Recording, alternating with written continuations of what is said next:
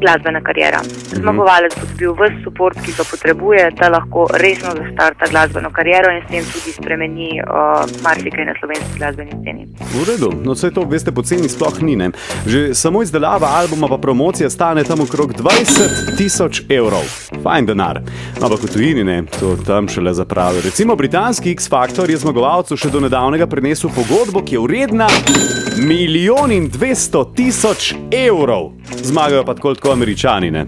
Zmagovalec ameriškega X-Factorja dobi pogodbo z založbo Sony, ki je vredna neverjetne 4 milijone evrov. Ne. Mogoče me bo malo sram, ampak zdaj v tem trenutku si pa prav želim biti Američan. Veš, kako bi bil suh med Američani? Jutranji šov na Radiu Ekspres. Veliko glasbe, manj govora.